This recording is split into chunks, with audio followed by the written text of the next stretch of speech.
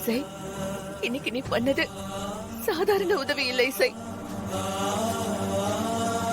நான் இல்லைன்னு நினைச்சேன். என்னோட பையனை டாக்டர் காப்பாத்தி வச்சிருந்தாங்க. அது தெரிஞ்சப்போ எனக்கு எவ்வளவு சந்தோஷமா இருந்தது தெரியுமா?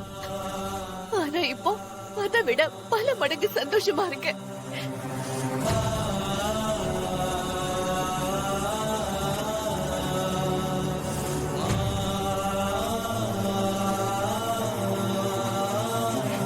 என் பிள்ளைய எனக்கு நீ திருப்பி கொடுத்துட்ட இசை.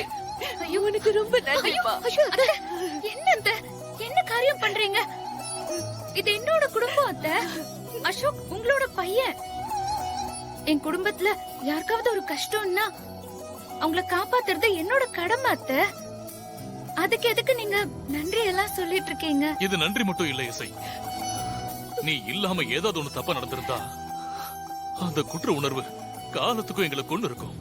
ஐயோ, நீ அசோக்க மட்டும் காப்பாத்துல, வர்ஷினியோட வாழ்க்கையையும் காப்பாத்தி எங்களையும் ஒரு பெரிய பாவத்தை செய்ய விடாம தடுத்திருக்க. உண்மைதான் இசை. உனக்கு காலத்துக்கும் நாங்க நன்றி கடன் பட்டிருக்கோம். அம்மா, இந்த நன்றி எல்லாம் எதிர்பார்த்து இசை எதுவுமே செய்யலமா. அவளுக்கு நம்ம குடும்பம் தான் எல்லாமே. அவ உங்களை தான் அம்மாவா நினைக்கிறா.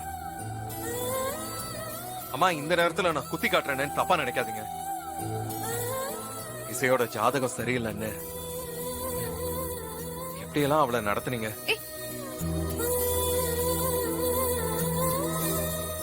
விஷால், இசை கொஞ்சம் இரு. விஷால், எதுக்கு விஷால் இப்ப அதெல்லாம் பேசுற? இப்ப எதுக்கு அதை நீ சொல்லணும்? சும்மா இரு இசை.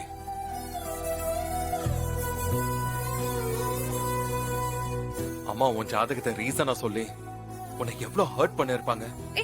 அப்பெல்லாம் நீ எவ்வளவு அப்செட் ஆன இல்ல, அது எனக்கு தானே தெரியும். அப்படியெல்லாம் ஒண்ணும் இல்ல. சும்மா இரு.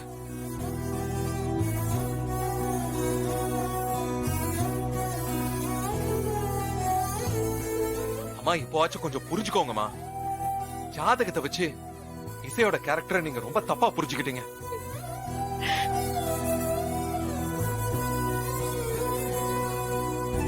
அப்பா சொன்ன மாதிரி இவதான் நம்ம மொத்த குடும்பத்தையும் காப்பாத்தி இருக்கா. இப்போவாச்சும் அந்த ஜாதக நம்பிக்கையை தூக்கி போடுங்கம்மா.